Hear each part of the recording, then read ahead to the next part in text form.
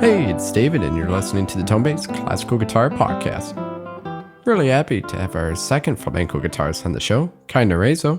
I wanted to mention that he is a tonebase artist, and he's got a wonderful course on flamenco guitar. If you're still not a member, head on over to tonebase.co and use the promo code podcast-3. That's all one word in all uppercase letters, podcast-3, for $15 off of your subscription. You'll hear in our interview that Kai is quite the multifaceted musician. He's a great performer, a dedicated teacher with a newly published method, Flamenco Explained, along with being a talented recording engineer. I'm sure many of you are very familiar with the many Guitar Salon International videos out there, and Kai is the recording engineer mastermind behind all those productions. I had a lot of fun picking his brain out with different microphones and hearing his approach to recording the classical guitar. So stay tuned for all that. Let's go ahead and jump into some music, then hear our conversation. This is a really great tune, and I love the title, Valerius de Kai.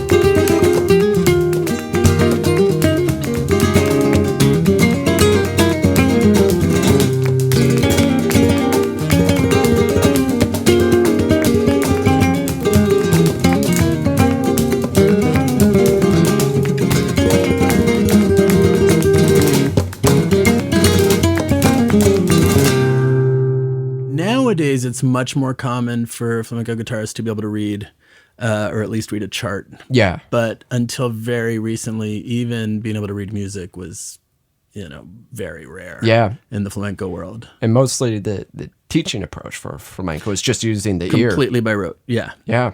Yeah. So that's part of what's interesting about what I'm doing now, because I am now teaching flamenco, and I have to find this, sort of halfway point between teaching it the way I believe it ought to be taught and the way I was taught, and then realizing that not everyone lives near a teacher or, can learn that way. Yeah. And that also, if I want to bring this into the university, I have to, satisfy the basic requirements of academia. It's finding that balance. And for listeners who don't know, you have written a wonderful flamenco. How would you explain it? I don't want to say technique book, but it's kind of definitely not a technique. It's a little bit of just the general flamenco. It's like a method. Yeah. But it's more my attempt to explain how flamenco works, which is why we called the book Flamenco Explained. Mm-hmm. And I wrote it with Scott Wolf, who's a classical guitar DMA. And he was taking some lessons with me. And at a certain point, he sort of said, like, I actually understand all this stuff that I didn't understand. He was like, you should think about, writing a book, because the way you teach it is a little different and really clear. And I said, there's no way you can make a book out of this. Like, this is just sort of how I teach. And he was like, I'll help you do that. So he really pushed me into it. And he did a lot of the work in terms of layout and finding some really cool ways to illustrate in the book the way I teach. Yeah. So, yeah. So how long of a project was it putting this? I'm not going to answer that. You don't even want to think back to it. It's always embarrassing. Well, it's a commitment. And, I know there are a couple other things here and there, but at least from what I gather, this is kind of the first proper flamenco method that actually kind of works in a sense. I mean, I know you don't want to. Part of me wants to say, of course it is, and part of me wants to be like, no. Dennis Koster, my teacher in New York way back 30 years ago, has written some really good books. And there have been a few books. The Juan Martin book, which was probably the first important flamenco method, which is now, I would say, the only reason people deride it a little bit now is just because it's been around so long, and people have heard that. People have heard so many beginner guitarists play that material that you want to say, like, ugh, enough already. But the truth of the matter is, it was pretty good, that first method. Yeah, and it was really important. It got so many people into flamenco, and there was nothing wrong in it, which is really important. Dennis's book, again, some fantastic material, and Dennis was a student of Savicas and Mario Scudero. Wow. So he was really keeping alive sort of that whole school, and still is.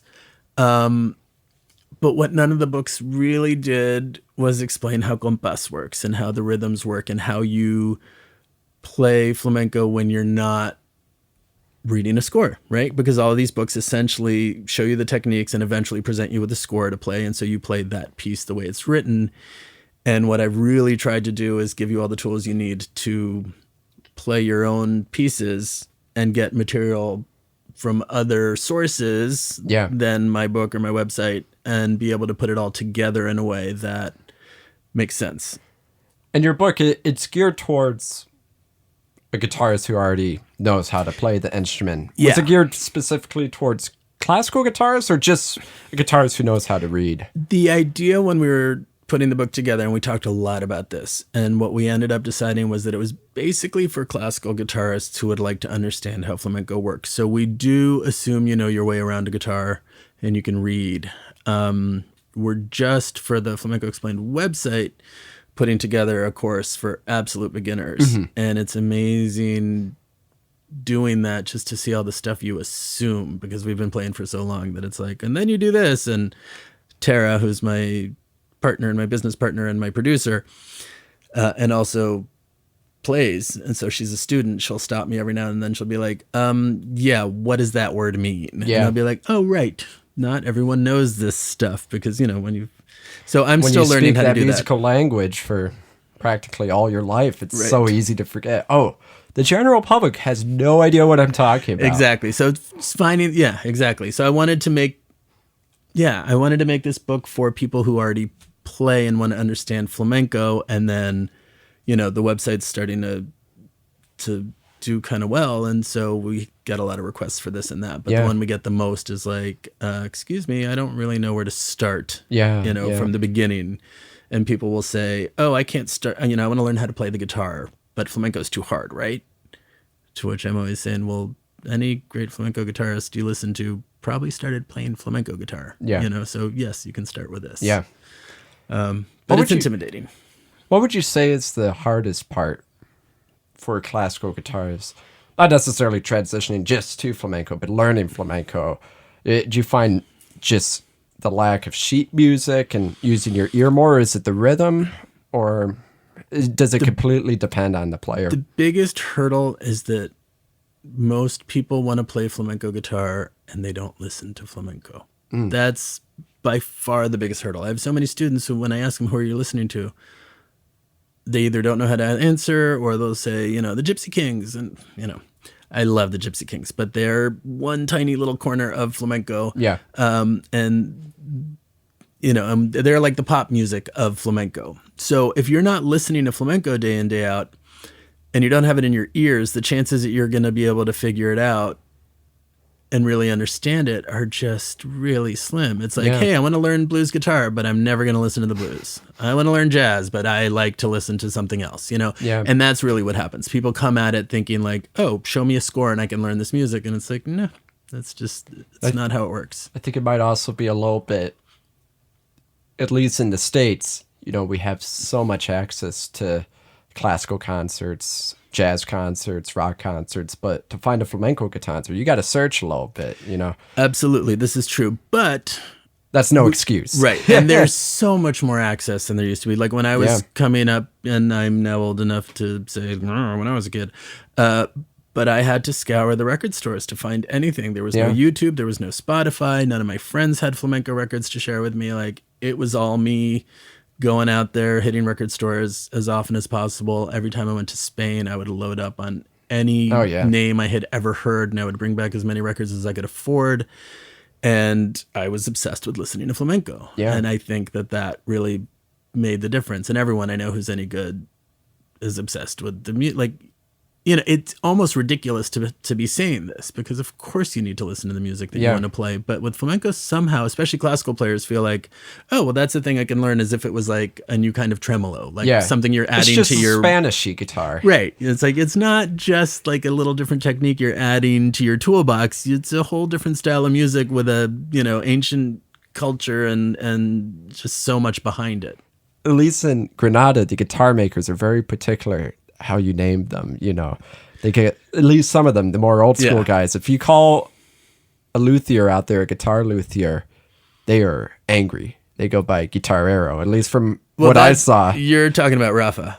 I'm talking, yes, I am. He's got a sign in his shop that says, no soy luthier, soy guitarrero, right? And that's like... And I remember I made the mistake asking, so do you build classical and flamenco guitars? And he was not a happy man. He builds Spanish guitars, right? Yeah. We were having wine and he took away my wine glass at that point. Yeah, actually, Rafa, the first time I met him, he was like really looking at me sideways. Like he was suspicious of me, and it was really hot. And when I walked in, he had offered me a beer, and I said, yeah, thanks. And a couple minutes, I forget what happened, but at a certain point, we were leaving the shop together to go somewhere, and he was like, aren't you going to take your beer? And I was like, well, it's done. And it was, you could just tell that in that minute, like, for some reason, the fact that I had finished my beer and the amount of time we were there meant I had like passed his test, and now I was cool, and we've been fine ever since. And I was like, really? That's okay, if that's what it takes. He's, for listeners who haven't seen him, remind me his last name, Rafa Moreno. It's just Rafa Moreno. Well, okay. This is a story. Great thing. No, but this is a great thing to clear up, because in Spain and in Latin America, we all have two last names. right? The first last name is the father's, and the second last name is the mother's. Is it kind of a hyphenated thing? Or No, it's no, just, not at all. You have You're two just, different last names. Yeah, you don't really get a middle name. You get your first name, and then your dad's last name, and then your mom's last name. So your dad's last name is still your real last name. So, for example, Rafa Moreno Rodriguez, everyone knows him as Rafa Moreno. His full name technically has the Rodriguez, so some people will refer to him here as Rodriguez in the same way that some people will talk about a Montero guitar, and I never knew what that was. And finally I was like, oh, they're talking about Antonio, right? Antonio Marin, Antonio Marin Montero, right? His name is Antonio Marin, but his label says Montero. So that second last name is actually the less important one. The name in the middle is the one. Gotcha. Yeah. Huh. Well, that cleared up a lot of things for me. I'm glad you said that. Yeah, and especially, with the Guitar Salon gig, like I hear this. Yeah, some of them I literally don't know what the second last name is, and they'll talk about this person for a while, and I'm like, who are they talking about? And then finally I'm like, oh, you're talking about so-and-so. That makes sense, yeah. Yeah, Rafa, he's a character. He is definitely a character. He's got an enormous beard. He wears this epic beard. An epic beard. Yes. I mean, like Andrew Shep's epic, but probably no one knows him, but it's Santa Claus epic type beard. It really is. And he wears a French hat. A beret. Beret. While playing berets, no. And he has this really cute, tiny shop in the heart of Granada. Yep. And I think he just drinks all day while making guitars. Not that he's getting drunk. I don't mean that as a negative way. Well, but it's very hot in the summer. It's very hot. And he has these, it's so great. He has these little single shot glasses that he's more of a wine guy, I think. Yeah. And he just sips on a little bit of wine throughout the day. And he just seems like, when you first meet him, you got to pass his test. He's a little intimidating when you first meet him, but then once you get to know him, he's a really cool guy. And if you look on the back wall, he's got like 100 mugs. And they all have the names of his, his real friends. Yeah. The people who go in there regularly enough to deserve a...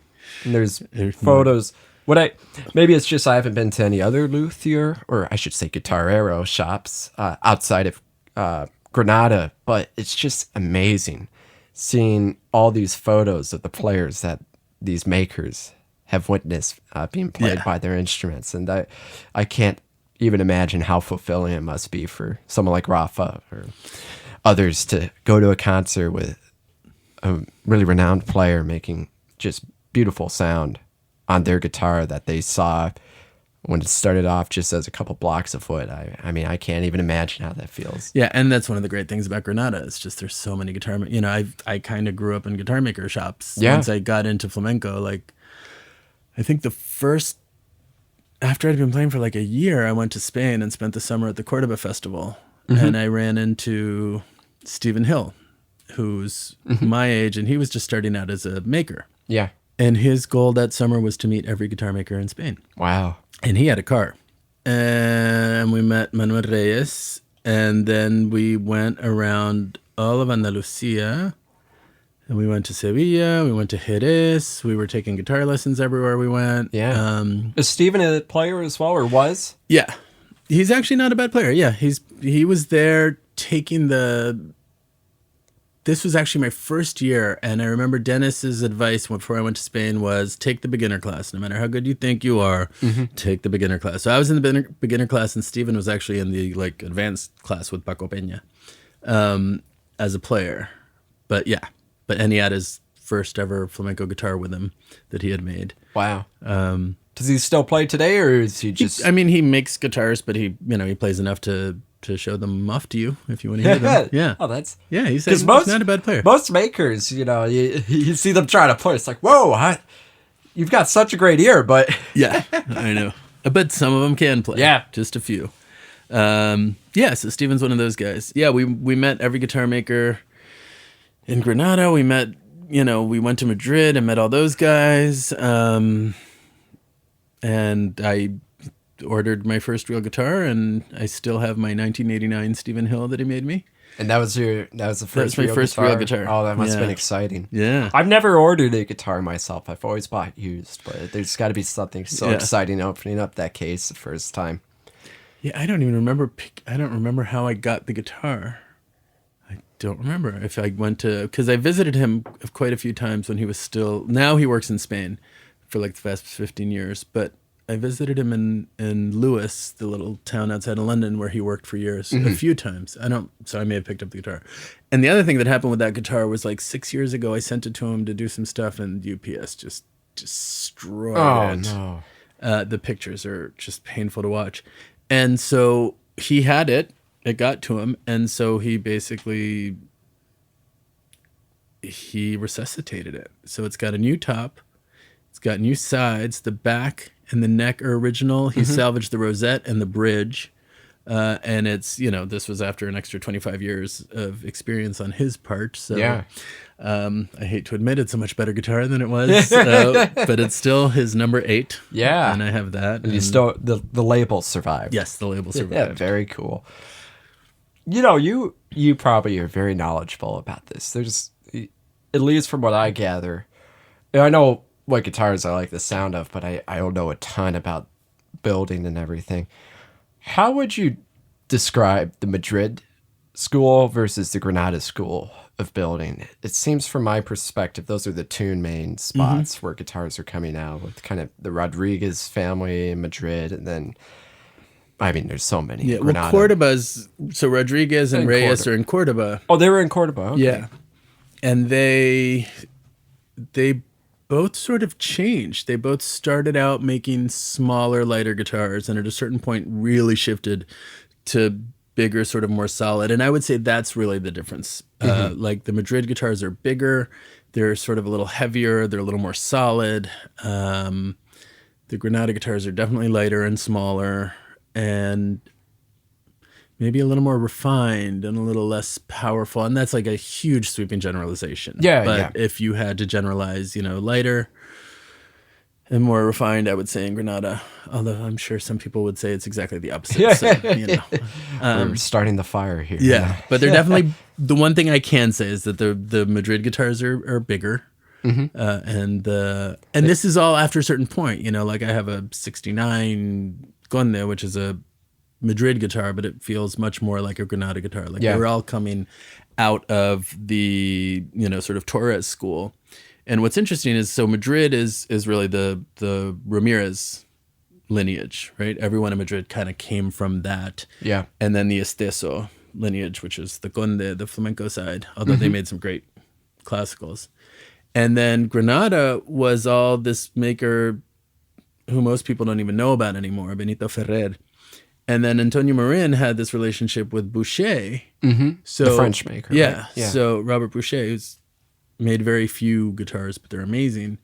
And so there's this really heavy Boucher influence now, because Antonio is really, kind of like the grand old man of Granada guitar making.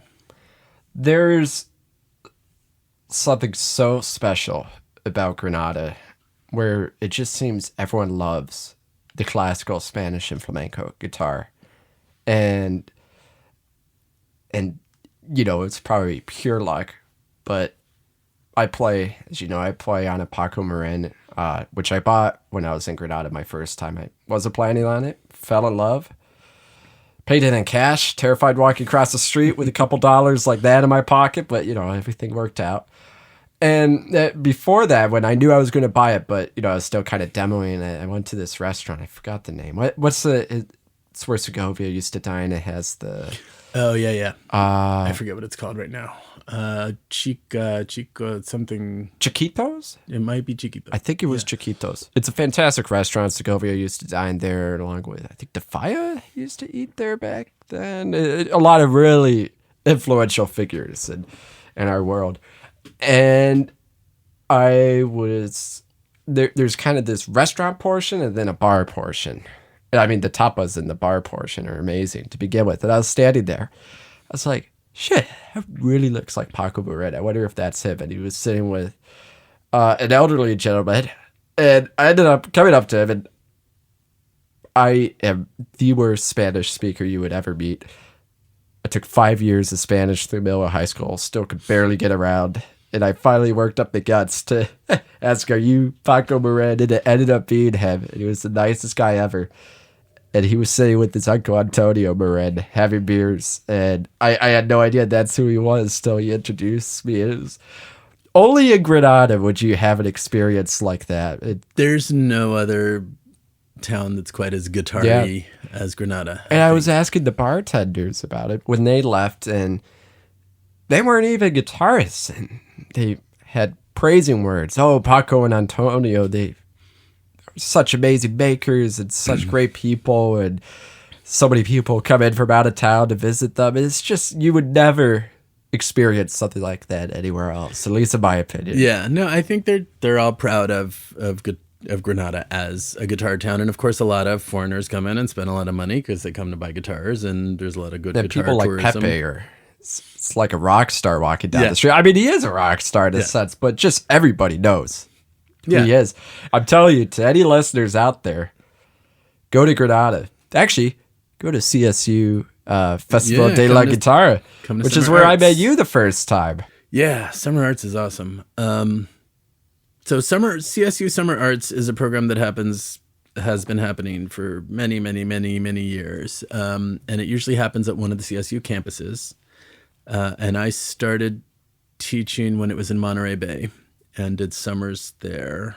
And I forget what happened. So, and it's every art form imaginable, from, 3D graphics to poetry to, sword fighting for the stage to all kinds of different, music. And I mean, it's anything you can think of that's arts related. And they have basically fantastic teachers from all over the world come and teach there. And every summer, one or two of the programs gets to go abroad.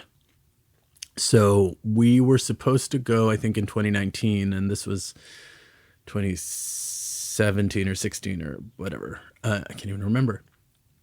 And someone else's program fell through, and so they said, can you guys put this together really quickly for this coming summer to do a summer arts in Spain?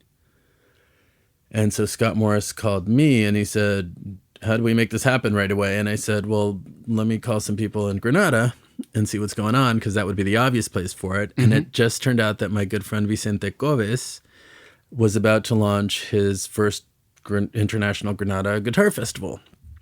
So I said, hey, can we, kind of blend these things and make it all happen together? And he said, of course, that'd be fantastic.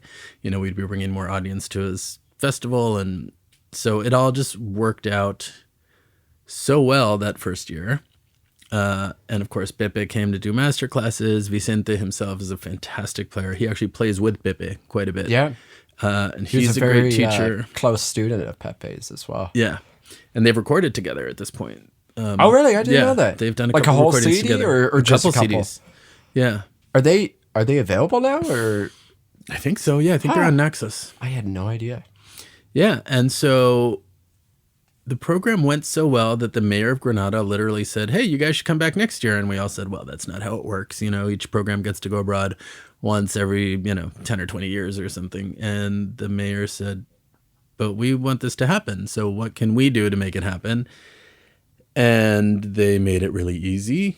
So we talked to the folks at CSU thinking this is never going to happen. And they said, well, sure, if they're going to, make it so nice for the students to stay there and provide places for the concerts and provide great accommodations for the classes and all that, we could do it again. So we did it again, and it went really well. And it looks like now we'll be doing it for this foreseeable future in Granada every summer, which is pretty amazing because I now get paid to go to Spain every summer, right, and teach flamenco, which is kind of amazing. Yeah. I don't even know how many makers there are in Granada. At least 25. There's like 30? Over 40 established makers. Yeah, there's tons. It's the place to go to be an apprentice because there's so many people making guitars that you can learn from anyone. And what's and now there's a guitar making competition associated with the festival. Yeah, yeah. And this year they're actually having classical and flamenco. And I think I'm judging the flamenco side of that, so that'll be fun. But the guitar makers now know that there's all these kids coming from the States every summer, so it's kind of a thing now to try to have at least a guitar or two for the kids to see so people can try them because the word gets out. Yeah. And that's one of the things that it's really nice that we get to bring that to the city and help the economy there. Back, and so that I love that about it. And I mean, I've literally been going to Granada for 30 years now. Well, along with teaching at the summer arts for CSU, you've recently started one of the, I guess, one of the first flamenco programs in the States at a university. Yeah, this will be the first program where you can get a bachelor's of music and spend 4 years studying flamenco guitar. That's amazing. Yeah, it's really cool. And I have to thank Scott Morris for that, because he's the one who hired me for summer arts in the first place when it was here. Yeah. He's the one who put together summer arts in Spain. And at a certain point he said, hey, do you want to start a flamenco program at CSU? And yeah, I mean, absolutely. I have the book now and the Flamenco Explained website. So I've been investing more time and thinking more about teaching. But I've always loved teaching. It's, I have a lot of friends who grudgingly teach to make some money. And I've always just really, it's a passion of mine to teach flamenco and help people get it. I mean, it's going to be a tough career if you don't like teaching, because every musician, no matter what, will teach at some point. Yeah. Yeah. And it's that's just a part of our life. That's one of the things I try to tell my students. There are things if you don't like teaching, you're in the wrong field. Right. Yeah. Unless you're just stupid good, but even the best players are teaching. I was just going to say, unless you're David Russell, and then I was like, oh, right, but he still teaches master classes. Exactly. Yeah. Yeah, so it's really exciting. We're just starting the CSU Dominguez Hills is about to transition from a BA with a music major to a bachelor's of music program. Oh, great. So that's kind of cool. And then yeah, your primary instrument will be flamenco guitar. So you'll be doing 4 years of private lessons in flamenco. We'll have flamenco classes and ensembles. Yeah, so we're just getting off the ground. We'll have a few more students in the fall. Right now, it's just private lessons with my flamenco students. But we have a beginner and an intermediate flamenco class approved for next year. Great. And then we'll get the ensembles once we get the numbers up there. And yeah, it just seems like kind of what my life's been working towards. Is actually putting a program like this together. And obviously, you aren't going to be accepting people into the program who've never played the guitar, but is this kind of geared towards someone who's got sufficient chops with classical or maybe another style, but is just looking or just starting to dip their toes into the water for flamenco? Or are you looking to accept students who are serious about this and have been studying flamenco already? I would love to have students who are very serious about it already, but really sort of the flamenco version of a classical guitar degree. Yeah. So that, yes, in theory, you could come in if you've never played the guitar before, but it's a little weird to think of being a music major if you've never played the guitar before. So I would imagine, that most of the students will be guitar players who either play some flamenco. Again, I would find it a little odd if you declared a flamenco major without any flamenco. Yes. Yeah. And caveat, I'm not allowed to call it a flamenco major. My bad. A bachelor's of music. Bachelor's of music. With a major in performance, and flamenco guitar is your primary instrument. I think that's the approved language. Because I keep saying the same thing, flamenco major, degree in flamenco, and Scott keeps saying, no, you can't say that. I'm just learning about academia. So I'm not allowed to say flamenco major, but it's a flamenco major. Yeah. Because I'm trying to think, are there any flamenco programs in the U.S., or is this because there are schools? I mean, USC's got Adam Del Monte, but there's no flamenco major. You could do you can study. You can study with Adam there, which is fantastic. And there are some schools that have good and great flamenco teachers. There is a program, which I will not name, that claims to have a degree in flamenco. But for the same reasons that I just explained, they can't really, and they don't even really, I think, have a teacher anymore. So there's one program out there that claims to have a flamenco major. Amsterdam's a legit program. Oh, okay. Amsterdam is it's so weird, of all places, Amsterdam. Well, because Paco Peña landed there. I mean, they basically... Oh, that's where he started his career? Or? Well, no, Paco Peña is actually, he's a fascinating character. And as long as this is a podcast for classical guitarists, and we're talking about flamenco, when flamenco guitarists talk about Paco, we are talking about Paco de Lucia. Paco Peña is a great player and a lot of other very impressive things, but it's like in basketball if you talk about Michael it's Michael Jordan, Yeah. right? It's not that other really good basketball player named Michael something else. So Paco Peña is another guy named Paco who a lot of foreigners know about, but he was never very well known in Spain because he left as a very young guitarist and moved to London and established his career there. Really good player. Like I'm not trying to say anything bad about Paco Peña. I'm just saying that Paco de Lucia is like a giant. And Paco Peña is a great guitarist who really sort of embraced, in the same way kind of that Dennis did, upholding traditional flamenco. So he was not an innovator. He was not one of the guys who got all jazzy and got flamenco to where it is today, but he's a fantastic player of traditional stuff. And at some point, and I don't remember how exactly, he was hired by the Conservatory at Rotterdam to start a flamenco program, which has been really one of the most important flamenco programs outside of Spain. And there really wasn't a program in Spain either. Now there are a couple really good programs in Spain, but there weren't until the last sort of 15 years-ish. But yes, so in the States, this will be the only program where you can get a bachelor's of music with a major in performance and have your primary instrument be flamenco guitar. And I'm really hoping to turn it into something like what Paco Peña did. I mean, his is kind of the model because there are so few models out there. But I want my students to come out really understanding how flamenco works, obviously to be accomplished players. I want them to understand how to accompany both the singing and the dance. And I also, and this is really important, want them to have a lot of what any other good guitarist should have. So they need to understand theory. They need to be able to read a chart. They need to be able to improvise a little and speak the language of jazz. They need to be able to read a score. They need to be able to do a little bit of what a classical guitarist does, a little bit of what a jazzer does, and everything that a flamenco player does. So that's the goal. Yeah. 4 years is a good amount of time to work towards that. 4 years is enough time to get to the point where you can jump out in the world and start really learning as a young professional. Yeah. Now, we were talking all about these guitars, and you're very knowledgeable about these instruments, and partly because you've been around Spain so much, but also you are the man who records all of the videos for GSI, at least the ones that are done at GSI. There's a couple I think kind of sponsorship type videos where GSI posts. Yes, there's a couple, but a couple out of thousands. So Nico in Europe with Open Strings Berlin, they do fantastic videos.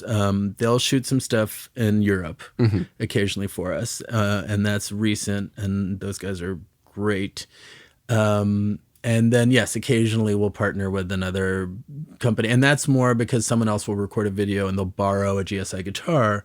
So they'll produce those videos and GSI will put them up on their YouTube channel. But the bulk of the 1,500 videos that are up on the YouTube channel were recorded by me. You've probably recorded the most classical guitarists out of any engineer. I think if there's a Guinness record for most guitarists, definitely most guitars. I think that's probably without a question. Yeah. Most guitarists, maybe Norbert Kraft has me beat. I don't know, but I've recorded a lot. When did these videos start? A couple years ago? No, almost exactly 10 years ago. Oh wow! Okay. Yeah, it's been a while. The economy had just collapsed. Thanks, Bush. Yeah. Sorry, I'll take that out. You leave it in. All right, I'll leave it in. Going to happen again soon. Okay, let me start again. Bush had just squandered what he was gifted by Clinton.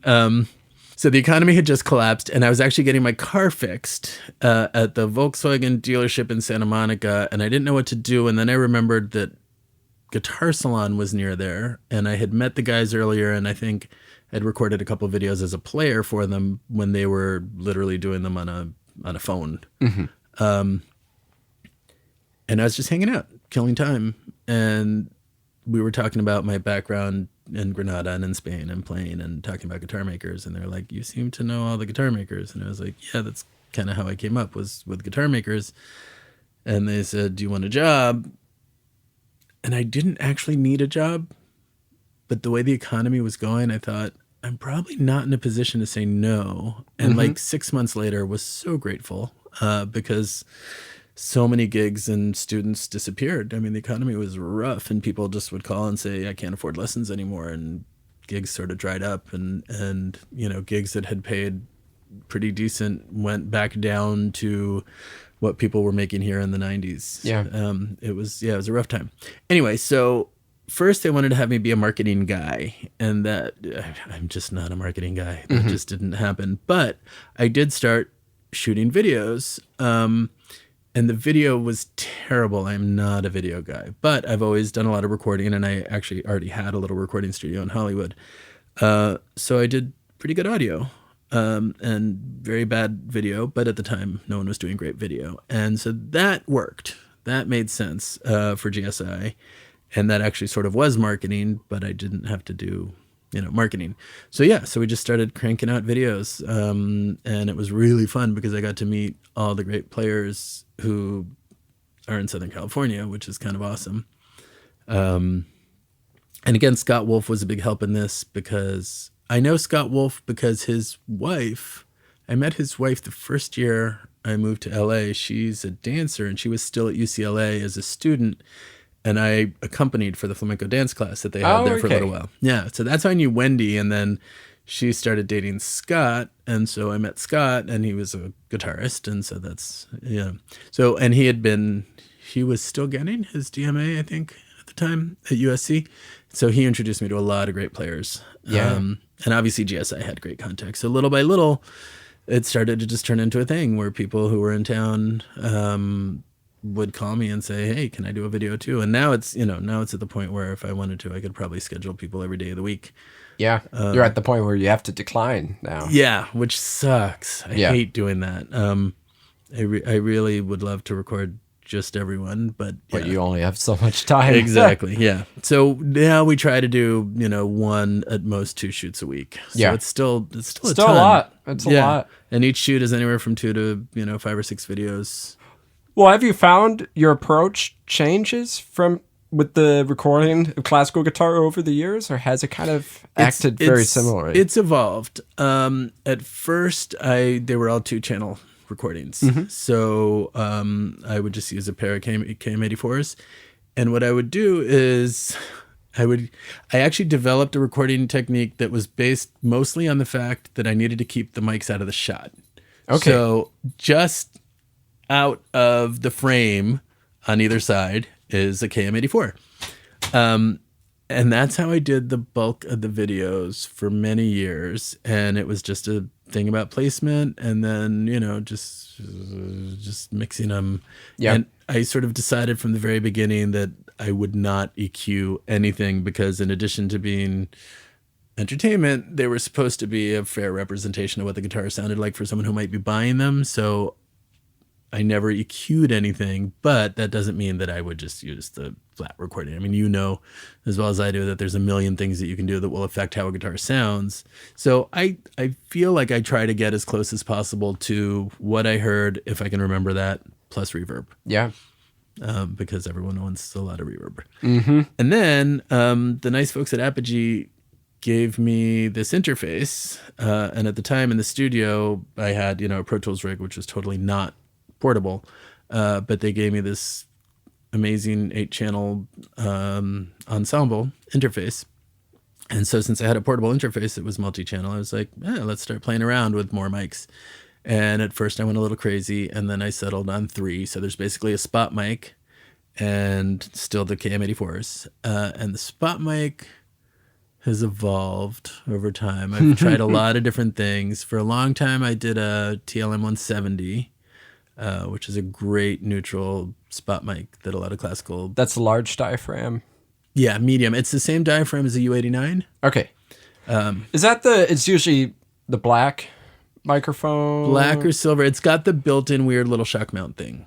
The Gotcha. 170. And it's got like the different polar patterns and everything. Or yes, it actually has more polar patterns than an 87. Than an 87. Yeah. It's got, I think, 6 or 7. I forget. Yeah. And it's got this cool little remote control polar pattern changer.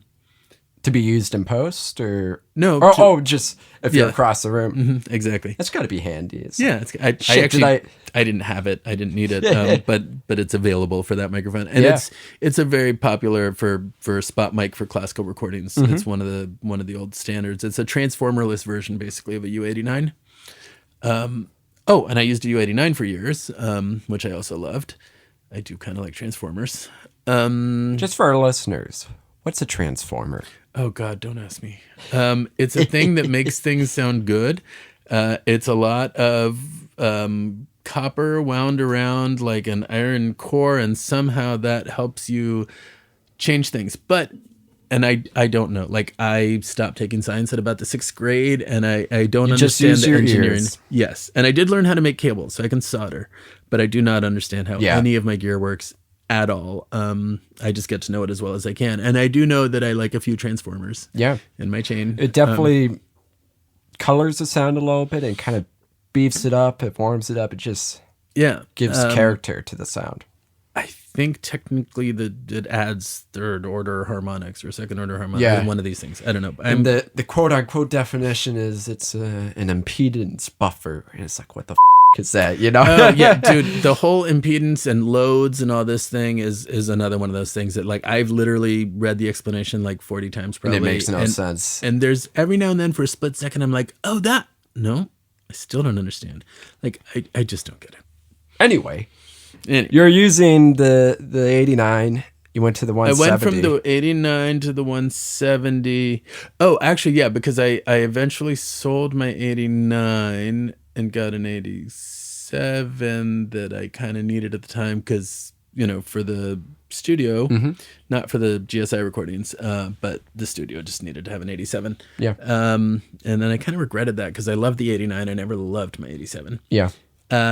Anyway, then I moved to the 170, and I'm sure I tried a bunch of other stuff, but then I kept borrowing from the guys at AEA their 44, and those guys are awesome, and they would lend it to me, and then at a certain point, they're like, the reason we lend people mics like this is so that they'll buy them eventually, and I was like, but I make all these nice videos for you.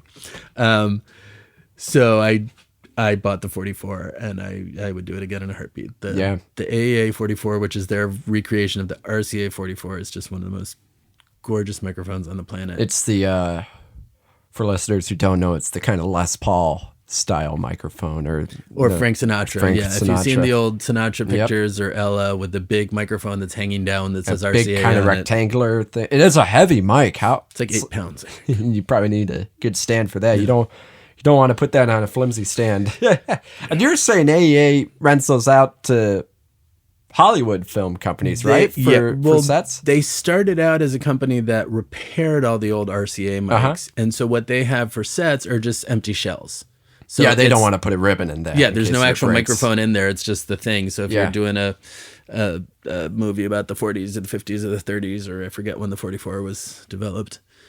But yeah, so that's my rig now, basically the 44 with a pair of KM84s for air, and it just kind of works on almost everything. And when you balance it out, is the majority of the signal coming from the 44 and then just a little bit for the 84? That's actually the fun of mixing, because really it's different every time. How much 44 I put in there affects the sound, because the proximity effect on that mic is tremendous. So if you put in too much, it does start to get low boomy. Yeah, a little boomy. And again, I don't like to EQ anything. It's sort of a point of pride that I don't EQ anything. Proximity effect is, of course, with a directional microphone.